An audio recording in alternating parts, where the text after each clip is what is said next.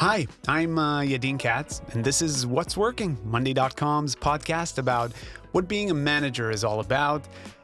One of the most important things for us managers is our constant, almost codependent need to stay connected with the people we're working with, interacting with peers, ping-ponging ideas, guiding employees, finding new ones, networking, and so on and so forth.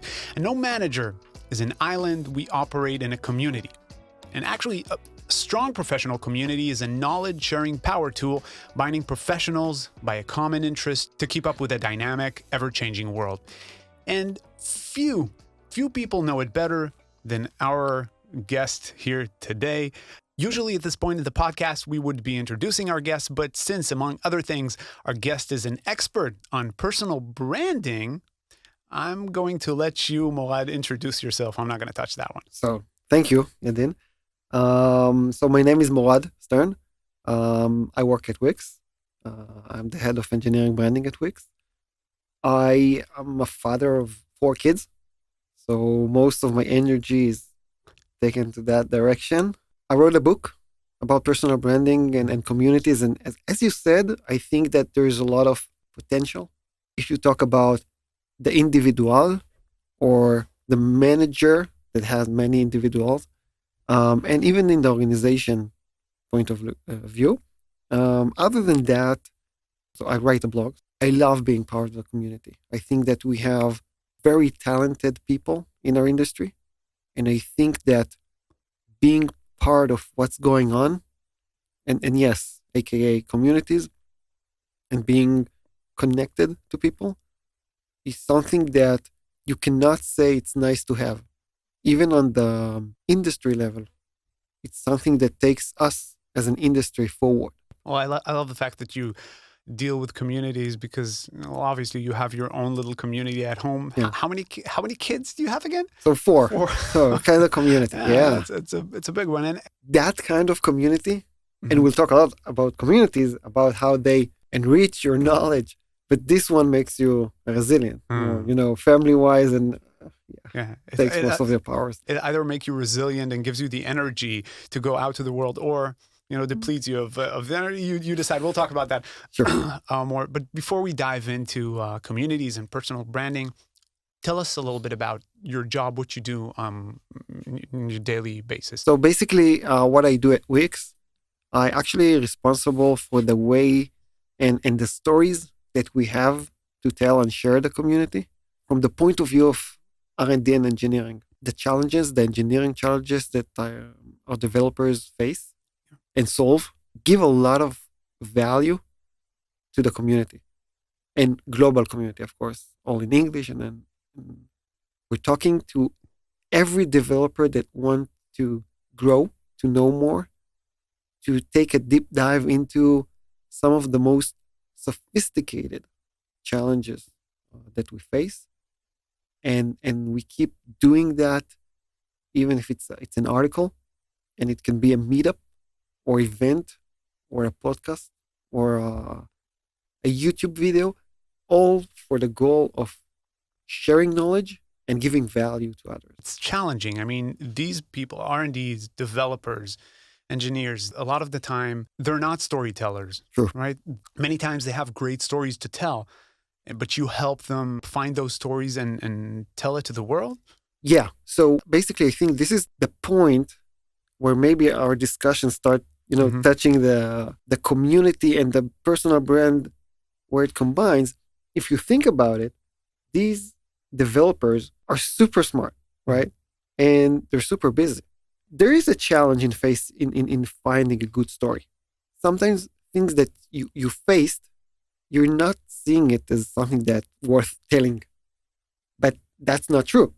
It's worth telling. The main point is that sometimes it's hard for them to tell it, and how to tell it, and where to tell it. And by maybe some of guiding them and helping them, you can see that there's a journey of growth, that someone who was very hard skilled, know how to code, but then he or she start to tell a story, which is a different world and a different skill. Yeah. And by doing that again and again and again, and sometimes even seeing the impact of people responding, contacting them, asking more questions, they grow. Mm-hmm. They develop their soft skills. Yeah. And I think this is a win-win-win for everyone. So where you tell your story, how you tell your story, how people react to that story, these are the basis factors of a good community, right? What is that exactly? Give us your definition of a good community. Yeah. I think a good community is a place that people come together in a shared interest, even if it's a shared goal, or it's a shared knowledge base, or a professional, something that is shared between them. The more niche this expertise that they shared is, the better and the stronger the connections that they'll have. You know, many people consider a good community or value a community by looking at the number of people that are part of it. Like followers on a page. Yeah, but they look on the number. Mm-hmm. So if they have a huge number, they say, okay, this is a good and strong community. But that's not the way to look at it. I think it's not about the quantity, but it's more about the quality. Mm-hmm. And the quality of the people is defined by how strong the touch base they have, the shared interest or the goal they share between them. So that's about good community. And the second thing you need to consider about a good community is how they manage. And this is the place where terms like gatekeeper and someone who manages the discussion and the ideas that are being shared, how they manage to keep the discussion to the point. Because we're all busy. The more the gatekeeper, the more the discussion manager, community leader manage to define the borders of the discussion and be there, the better. Mm-hmm. Okay, you and I, we're marketers, somewhat, we can say. And let's say I'm not a CMO. Let's say I'm not a social media director. This podcast is targeting leaders and managers from all across the board. Let's say I'm an HR director, right? I'm a CFO, and I'm listening to this episode. How is this discussion about communities relevant to me? What can I take out of this that I can wake up tomorrow morning when I go to the office and I say, this is what I need to do? What's in it for me as an individual? And I've seen it time after time after time. Being surrounded by people who are like you, like-minded you, and looking for the up-to-dates, what's happening in the industry, what this company did, or what this company is about to do. And even, you know what, even a professional gossip. These things happen in a sphere where people come together, aka communities. And if you're not connected, you're missing out. And I think that even in organization level, you're not bringing in the information that needs to be inserted and take into account. So that's on the individual level. You, as a manager, I've seen how, employees, team members that are being out there and hearing things, sharing things, being some kind of even ambassadors. They also bring data in and they also take data out and they grow. We talked about the point where developers that start telling the story are people who are going through that journey of growth, soft skill growth, networking, how to tell a story, so storytelling, maybe a bit social, stuff like that. Do you have concrete examples that you can give me? I've seen it. I've seen it happen again and again. A developer that started taking this seriously and knew that he starts investing 1 hour a week for being part of a community. You can see how powerful, and I'll say powerful, he became after 1 year because people started listening to him. People started following him. he managed even to have the skill of creating content fast. Mm-hmm. So what seems very hard at the beginning of how talking to a community and what the value that he can bring became something that he delivered very fast.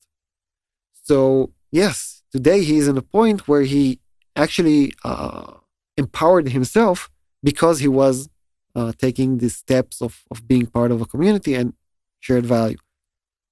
So yes, as a manager, I think that people within your team will benefit a lot. Mm-hmm. And sometimes you, as a manager that wants to recruit Mm-hmm. new people to the team, will benefit from it because people will know the names of your members, your team members, that, yeah, I want to be there because I heard, I read, I know this person and I want to be part of it. Yeah. So, as I said, kind of ambassadors, good ambassadors to a team. And the same goes in organization level. The same thing happens because if I hear again and again and I get value, real professional value from someone who talked and I see, oh, it's from that organization. And then I hear another one, oh, she's from the same organization. So, okay, there's a good pool of talent there. Yeah. Maybe I want to be part of it. So that's going to help the company as well. For sure. So I'll give you an example that I know personally because I saw it, I did it. The best types of examples. You can say so. I have a Telegram channel. I love that platform. I think it's a very unique platform that it has a bad name for all kinds of reasons, but I think it's good. I don't know which reason. But I do have a Telegram channel and it's about technology. Oh, okay. And innovation, entrepreneurship, stuff like that. And one of the things that I love doing there is to approach the community and say, hey, if you're bringing a delegation from abroad of students, of people who wants to invest, of developers who wants to know the startup nation, let me know. And I'll have that Telegram channel that it has like 4,800 subscribers. I'll let them know that you're coming. And I'll let them connect you if that delegation is somehow related to what you do. So I had, many updates about these kind of things. And one time I was approached by a university from, I think it was Norway, but I'm not sure. And they said that they are bringing to Israel a group of students who come to meet the innovation story of Israel. So what I did is, as I do always, I take some short text, explain what the delegation is all about, who is the person that leads them with their mail, so people can contact and take it wherever you want. But I did see something that was very interesting to us at Wix, to talk with this delegation and share the story of the startup nation from our point of view. So I contact them as well because they already been with contact with me, and invited them to our offices and actually shared our experience at Wix with them. And this is where you see that being part of a community actually brings value to the organization, and the litigation was very good, was very high quality. Wow. The students were very good. And later on, I saw on, I think it was Facebook, how they repeat in their class all the ideas and the things that we told them at Wix. So it was win-win situation of taking and doing something outside of work. But because you're involved and know and connected, you can bring value to your organization as well. So yes, being out there brings a lot of information and a lot of value. Wow. But will I also benefit from a community when I'm just lurking, just taking stuff, or do I always have to give something in return? So I think the best way is to take an active role. I think the best way is actually to build up the community you think is missing. However, we learn and we get information from news sites, for example, professional news sites. But it takes a lot of time. There's a lot of gap from something that just happened, and it's important for you professionally until it's being published. But in communities, even if you just silent and listen, and people start spreading information, there's no editor in the middle. There's no middleman. You hear it fast. So you need to be up to date with everything that happens. And this is what we're all about in this kind of industry.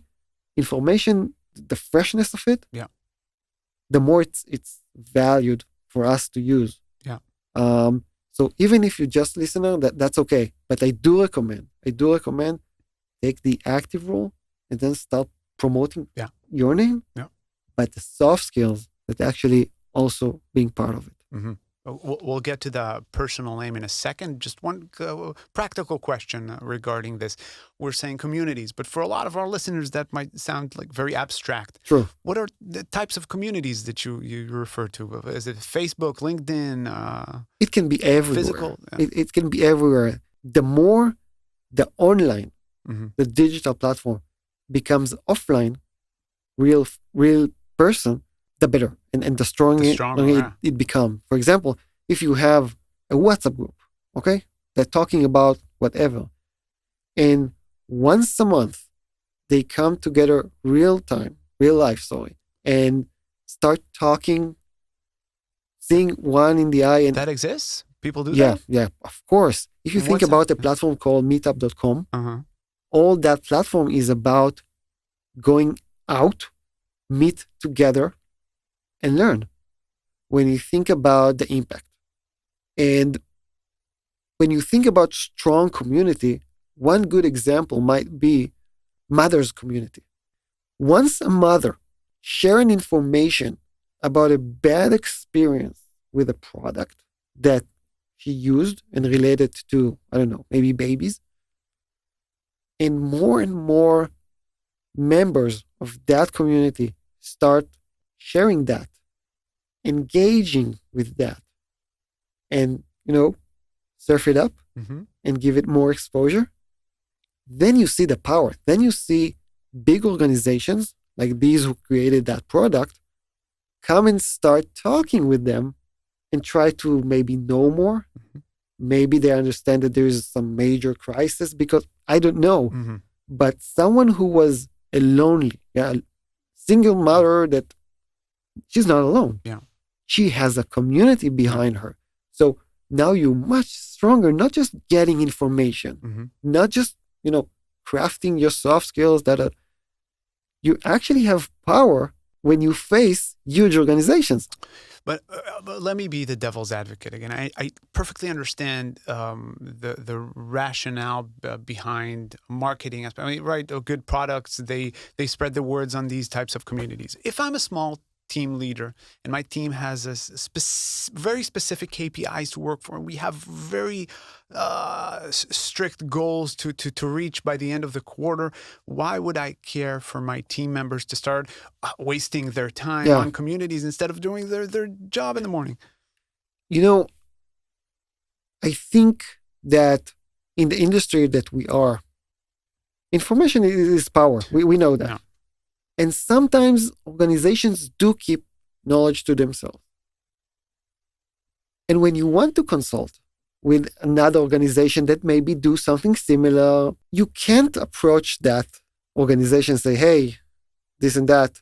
We want to do that as well. How do you do that? What's your team structure? How do you work?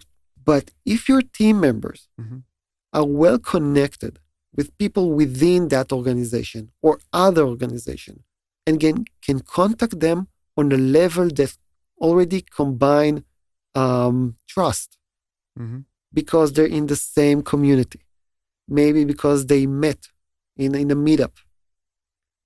I don't know. Maybe they gave them value. Maybe your team members got this kind of a channel that people from that organization follow and know their name.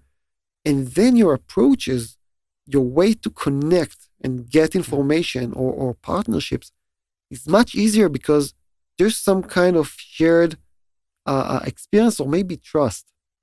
So yes, you do want your team members Mm-hmm. to be part of something outside. Yeah. And sometimes, as I said, when you want to start recruiting Yeah. and people know the people of your team for the good because they do that and they talk there and they go and they're organizing, they're active member and they give value. So people want to be part. Yeah. If you're not, you're very close, you keep everything within, not doing a lot. Okay. So you're there and that's okay. Yeah. But doing some noise Yeah. when it's for the good with value brings very interesting results. Interesting. I can tell you that. Yeah. You're listening to What's Working. I'm Yadin Katz, and our guest today is Morad Stern, head of engineering branding at Wix.com and author of Tiebreaker, The Power of Networking, Communities, and Personal Branding. Morad, we were talking before about communities, and we were just taking it to the next level, personal branding. You claim that it's extremely important for employees of a company or anyone actually to work on strengthening their personal brand in order to spread their word or truth. Oh, no, I said truth. What was what you said? Never mind. Okay. But the truth as well. Okay. Sounds good. Yeah. Tell me a little bit about that, a little bit about personal branding and how you see it. When I look back, COVID just started and I had this idea of writing a book. It was a crazy idea, but I said, let's do it. One of the things that was very hard for me, besides, just sit down and start writing it, was how can I take three terms that I'm so obsessed with, which is communities, networking, and personal brand, and actually write a chapter about each and every one of them. And it was very hard for me because it's so connected. And now that we start talking about personal brand and we talked about community, you can see that if someone is out there leading a community or being and start sharing ideas as part of a gathering, he or she or start being more recognized because every idea that they share, every piece of content, whether it's with their voice, text, video, whatever, is being labeled and signed with their name. And once you start seeing that name again and again and again, just in a commercial, you see a brand and a brand and a brand. And okay, so I'm now familiar with that brand more than I've been just before seeing that content. And the same goes with people. He or she are active in communities again and again and again. And then their personal brand start to shine, start to be more recognized.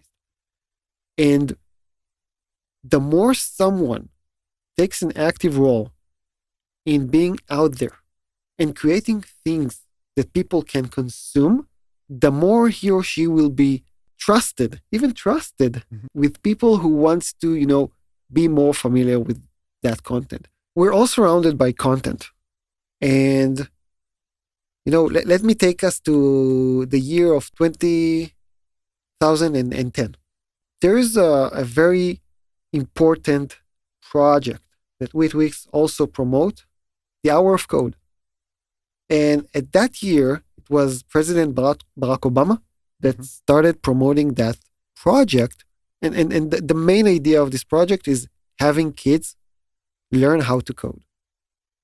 And he goes on a YouTube video and says the following sentence that really shocked my understanding of content. He said, don't be the user who played the game, be the developer who built it. Don't be the someone who just scroll through the website, be the one who built it. And by saying that, he actually drew some kind of a relationship of power between the person who consume and the person who create. We're all surrounded by content. Netflix is content, Spotify is content. When we go through Facebook or LinkedIn, many content, everything is content. If all we do is just to consume it, it puts us in a place that is very weak and very influenced. Mm-hmm. We're not trying to influence, we're just being influenced. Yeah. And I'm not saying that's bad. Mm-hmm. There's a lot of good content out there, books and podcasts and stuff like that, that you learn and enrich yourself. Amazing. But you do want on that relationship to also have the part where you influence others with good stuff. Yeah. Okay. All our discussion about communities and networking and personal branding and stuff is about us trying to be in a better position.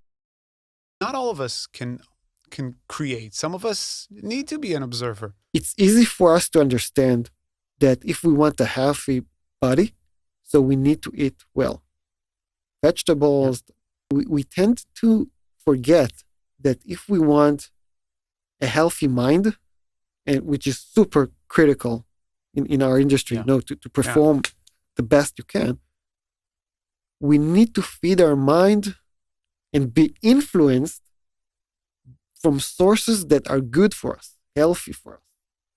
So sometimes, if people that listen to that episode can take things besides only, communities and personal brand, is also the responsibility that we have to better whatever it will be, the better our feed, our social feed, better the content that we create, because we tend to forget. We tend to forget how easy it is for us to feed our mind with low, shallow content that then influence on us later on. Many people find it hard to find the content and the stories and the experience that they have that might be value outside.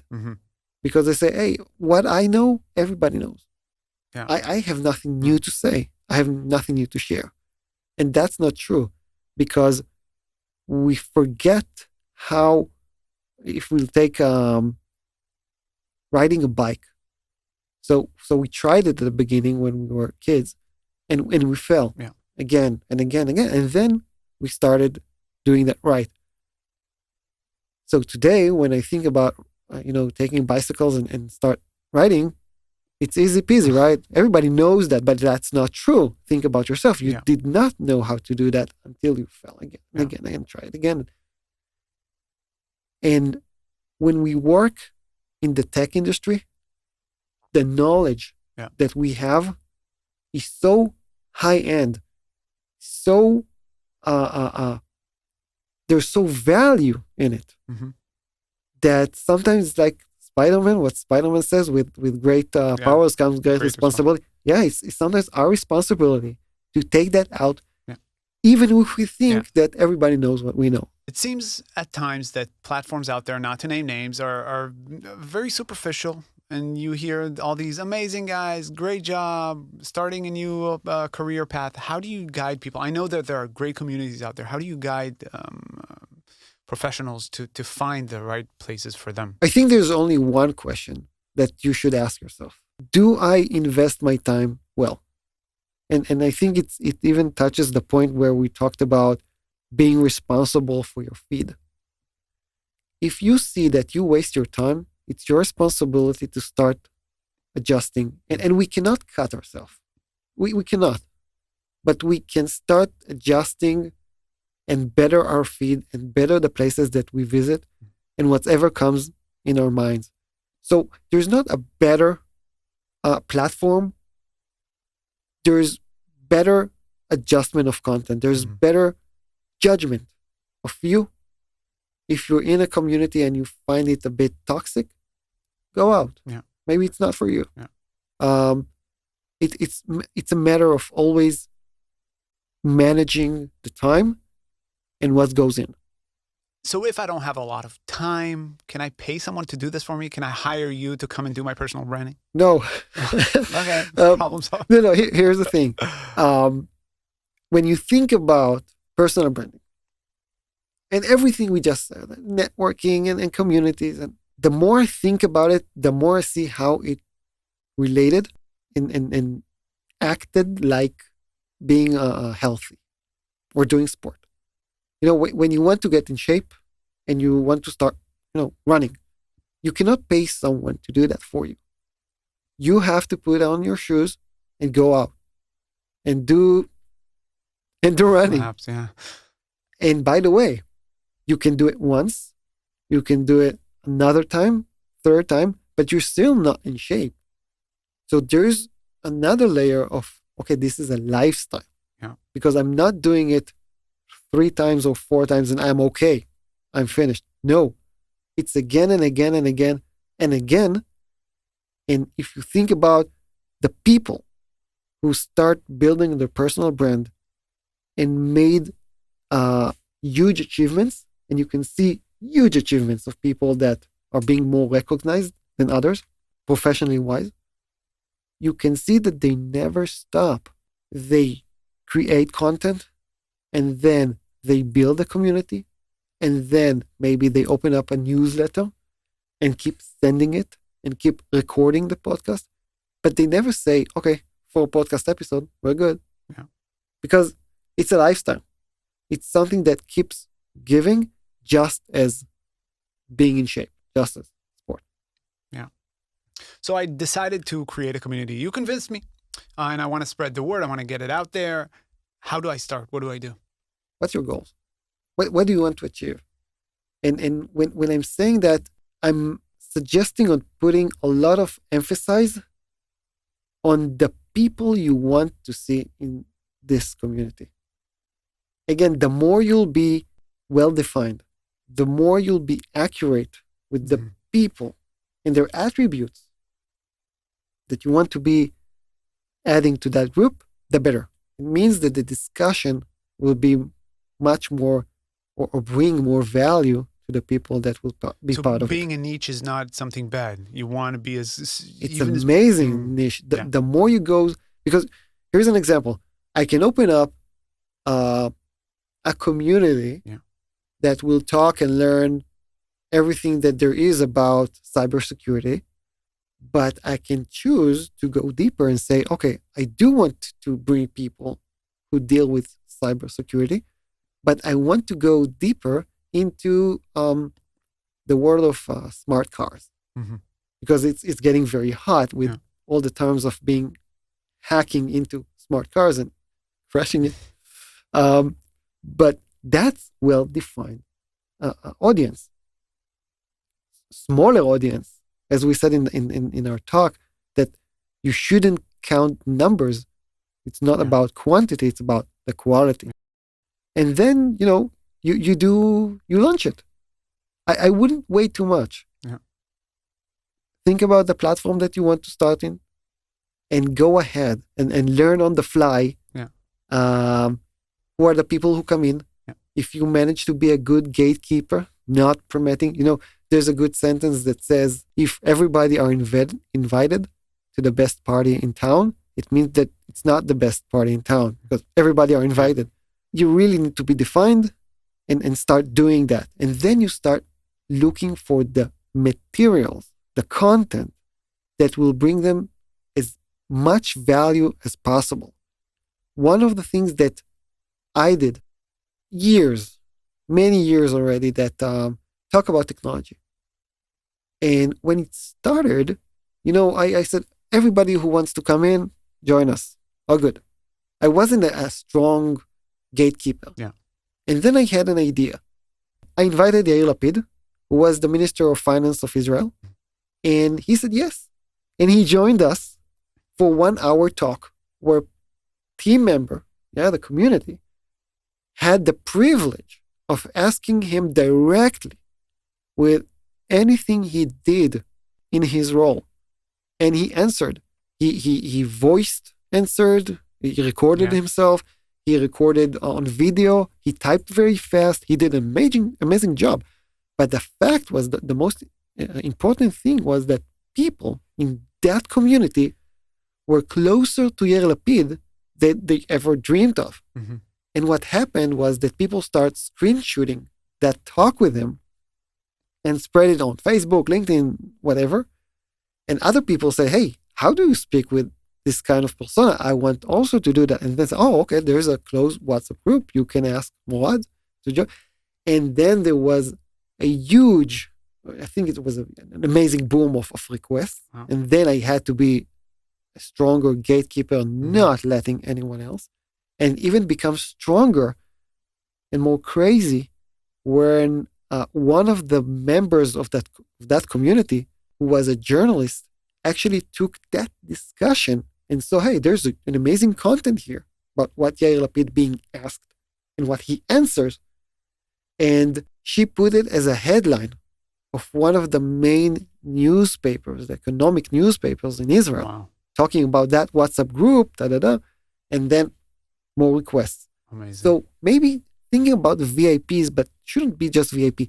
Who are the people who lead your industry? So if we talked about cybersecurity, smart cars, cybersecurity, who are the names of people who create podcasts about it, bring people together in meetups, have a blog maybe, people who already drew attention in that topic, and you can bring them to your new domain. So it's also something that you should consider. In any industry, and don't be picky, just...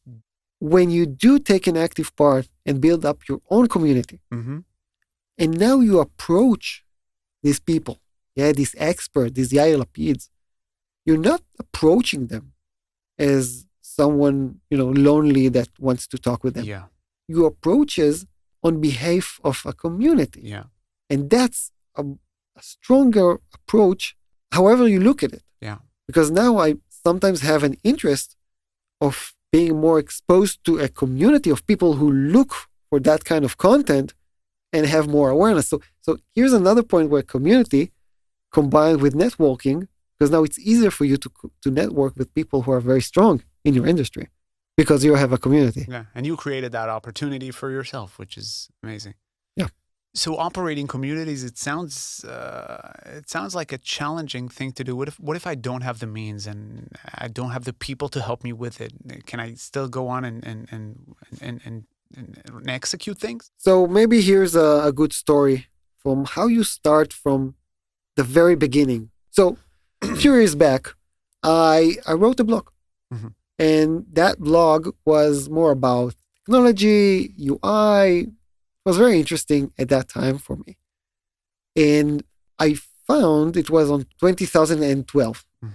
And I was fascinated by Barack Obama's digital usage when he ran to the president of the United States. He was the first president to actually really leverage mostly Facebook, but YouTube as well. And I really wanted to get insights from what he and his campaign team, of course, did. So I looked up and start investigating who are the people that stand behind him. And I found an interesting name. His name was Teddy Goff. He was the one who ran the campaign on 2008 and 2012. He was responsible for the leverage of the digital sphere. I wanted to talk with him. I wanted to network with him. I wanted to learn from him. But how do I do that? So my idea was to ask him for an interview, but not because I want to hear him, because I have a blog and I have a community of readers. Now, come on. Okay, my blog was very, very young. And I remember forcing people from my family to read it at the beginning. So, but I have a community of readers. No one knows the what community of 4 kids at home who read my blog. So community is very abstract, right? So here's where the abstract can become your leverage. So I said, I would like to interview Teddy and learn and show and share what you've done in that campaign twice with my readers. And he said yes. And that was a very, very interesting moment for me to understand that leverage where you're not alone. You have a community behind you. And in that case, it was a community of readers. Wow. So that's, I think, also a nice case study where everything we talked about today, when you want to lead it for yourself, by yourself, no one can tell you to do that. No one, your boss cannot come to you and say, hey, what's about your network? Go ahead and contact people. Mm-hmm. It's not, Yeah. It's you that needs to manage you and to make sure that every day you're out there. Yeah. Every day you build the assets that will bring you more power at the end. Mm-hmm. Will make you powerful. So I think that's another angle of not always, yes, it's about organization. It's about the team members. But in the basics, it's also about you. Yeah. And the baggage that you bring from previous positions and other things you develop on the side that will help your current position or True. your current role. And companies will eventually benefit from that and not lose. Give us a few tips how to manage your personal branding, networking, and communities. First, I would really suggest on making an internal mapping of the things that really drives us forward, really makes us tick. Because as we said, no one will come to you and say, hey, did you start building your network? Did you start building your community? Have you created it needs to be something that it's well suited within and motivating you to do. Because if someone is listening to that talk and he or she got some motivation from it, I think that motivation is something that not lasts long. It's like igniting the engine, but then there's fuel that need to be added. So it takes us to the things that really makes us tick and we find this interesting. And it also takes us to having good habits of content creating and being part of a community. I would also suggest on external mapping, thinking who are the people that take these activities and lead the discussion in the domain that you want to be part of or to build your voice in, and start reverse engineering what they do, how they build their name, where they hang out, who are the people that trends the topics that they talk about and deal with. So actually to learn what people who succeeded in doing what you want to do actually do. I also think that you should be aware and learn and look for all the holidays that you have in your industry. So for example, if I want to be a prominent voice in the smartphone gadget industry, I must know that somewhere on mid-October, it's the date where Steve Jobs first released the iPhone. Because that's a holiday. That's a day that actually changed everything in that industry. So I need to be ready for it. I maybe need to create content for it and share it because it's very up to date. But I need to be aware of these holidays. Maybe a mega event such as a conference that brings together many influencers is also some kind of a holiday that I need to be part of. And the last thing that I would suggest is, and that touches the aspect of habits, is to have in your calendar the time slots that you need to start doing things that you want to do, even if it's just mapping or being part of the community and go out there and search for it and talk with people and create content. You need dedicate time for it. So scheduling it on your calendar, time for you, by you, it's something that is mandatory, mostly in the beginning. Morad Stern, head of engineering branding at Wix.com and author of Tiebreaker. Thank you so much for being here. Thank you. Giving us your time. Thank you. I'm Yadin Katz, and this is What's Working.